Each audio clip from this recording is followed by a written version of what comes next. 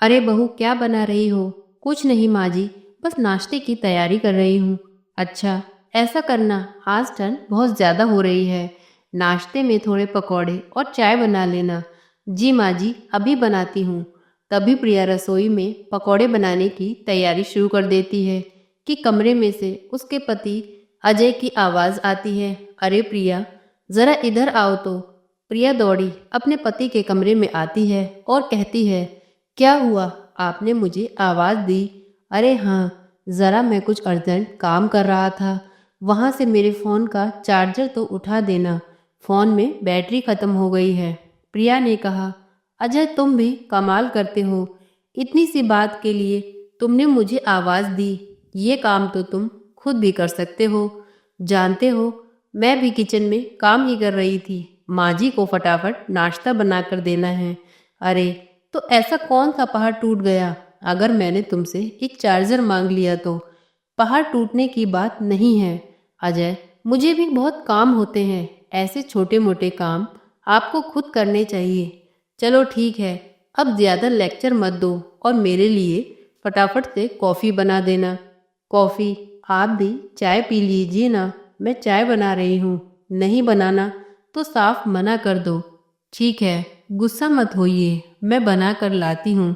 परेशान सी होकर प्रिया कमरे से किचन में चली जाती है और पकौड़े चाय की तैयारी करने लगती है। नाश्ता तैयार हो जाता है तो सासू माँ को फटाफट देती है और अजय को कॉफ़ी बनाकर देकर आती है। फिर किचन में बर्तन साफ करके किचन का काम खत्म होने ही वाला होता है कि तभी दरवाजे पर दस्तक होती है।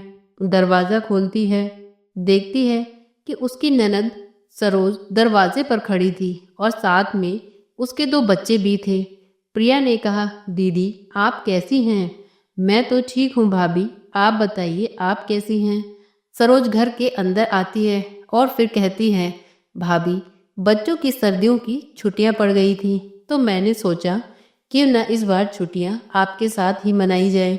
हाँ हाँ दीदी, क्यों नहीं, बिल्कुल। भाभी, हम लोग सुबह घर से जल्दी निकल गए थे, हमने कुछ खाया भी नहीं है।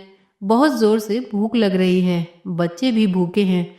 फटाफट से आप कुछ बना लाइए। तभी प्रिया की सास भी वहाँ आ जाती है और बेटी और बच्चों को देखकर बहुत खुश होती है। प्रिया का काम अभी रसोई में लगभग ख़त्म होने ही वाला था कि जब तक वह फिर से अपनी ननद के लिए नाश्ता पानी बनाने में जुट जाती है। इधर प्रिया की सास और ननद आपस में बातें करने लगती हैं। ननद कहती है, माँ अब मैं कुछ दिन ठंड में यहीं रहूँगी। पता है, वहाँ तो पूरे दिन ठंड में काम करना पड़ता है। यहाँ भाभी काम करेंगी तो मुझे कुछ दिन आराम मिलेगा। सासू माँ कहती हैं, हाँ हाँ बेटा, बिल्कुल, यहाँ तो तेरी भाभी है ना काम करने वाली, वह सब काम करेगी, तू बस आराम करना, वह बच्चों का भी ध्यान रख लेगी। हाँ माँ, मैं इसीलिए आई हूँ।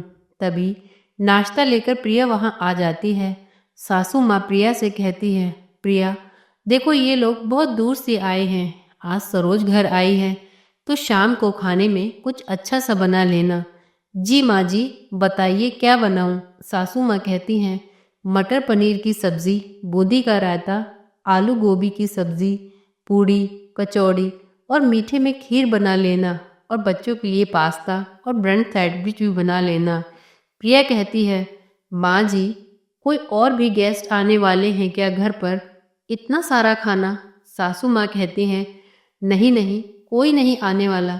दरअसल सरोज भी बहुत दिनों बाद आई है तो क्यों ना मैंने सोचा अच्छी अच्छी डिशेस बनाई जाएं। और हाँ प्रिया, मैं और सरोज अभी बाजार जा रहे हैं, बच्चे यहीं पर घर पर रहेंगे। जब तक तुम खाना बना लेना और बच्चों को भी कुछ खिला देना। प्रिया कहती है, आप दोनों बाजार जा रहे हैं, बच्चों को नहीं ले जा रहे? नहीं, बच्चे क्या करेंगे, बाजार में परेशान करेंगे, यहाँ घर पर यहीं खेलते रहेंगे, तुम बस इनका ध्यान रखना और अपना खाना बनाती रहना। तभी प्रिया कहती है, वाह माँ जी, यह तो आपने बहुत अच्छी बात कही कि मैं घर पर रहकर बच्चों की देखभाल भी कर लूँ और इतना सारा खाना भी बना लूँ। आपने मुझे समझ क्या रखा है? अगर मैं कुछ नहीं बोलती तो आप उसका कुछ ज़्यादा ही नाजायज़ फ़ायदा उठा रही हैं। ठंड मुझे भी लगती है, शायद आपको ये चीज़ पता ही नहीं कि सिर्फ ठंड आपके लिए नहीं मेरे लिए भी है, पर मैं इस बात को कभी महसूस नहीं होने देती। दीदी के आते ही आप मुझे इतना सारा खाना बनाने के लिए बोलकर खुद तो बाजार चल दी। घर में कोई भी मेरे साथ काम में हाथ बटाने वाला भी नहीं है। मैं भी अपने घर छुट्टियों में जाती हूँ, पर मैं जाते ही भाभी के साथ काम में लग जाती हूँ। ये नहीं कि उन्हें खाने की लंबी चौड़ी लिस्ट थमाकर खुद बाजार चली जाऊँ।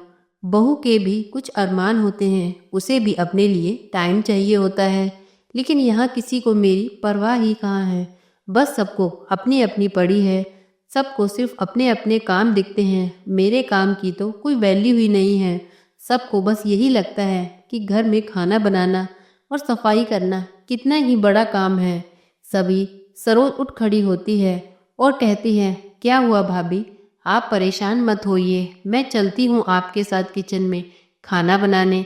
अगर आपको हमारा घर पर आना अच्छा नहीं लगता तो बता दीजिए। नहीं दीदी, बात आने और जाने की नहीं है, लेकिन आप खुद भी तो सोचिए कि जितना खाना माँ जी बता रही हैं, कम से कम इतना सारा खाना मैं अकेले कितनी ही देर में बना पाऊंगी। इतना खाना बनाते बनाते तो मुझे रात हो जाएगी और खाना खा पीकर पूरा काम समेटने में तो मुझे रात के 12 ही बज जाएंगे। फिर सुबह भी मुझे जल्दी ही उठना होता है और वैसे भी ठंड बहुत ज़्यादा हो रही है।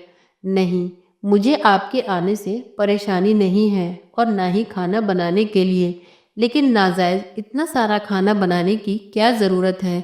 सरोज कहती है, ठीक है भाभी, आप सिर्फ 2 सब्जी और 1 रायता बना लीजिए, और वह भी आप अकेले नहीं बनाएंगी, मैं आपके साथ खाना बनाने में आपकी मदद करूंगी। हम दोनों बातें करते जाएंगे और खाना बनाते रहेंगे और इन्जॉय करेंगे, तो काम भी जल्दी फटाफट ख़त्म हो जाएगा। और अब मैं बाजार भी कल आपके ही साथ जाऊंगी। ये सुनकर प्रिया खुश हो जाती है और फिर उसका मूड सही हो जाता है। सास भी दोनों ननद भाभी को देखकर खुश हो जाती है।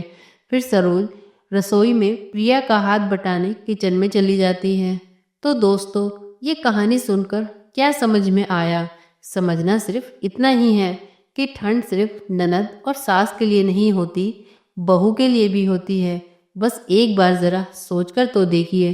तो दोस्तों, इतनी सी थी ये कहानी। आज की ये कहानी आपको कैसी लगी प्लीज़ कमेंट करके बताएं। प्लीज़ वीडियो को लाइक करें, चैनल को सब्सक्राइब करें। Thank you.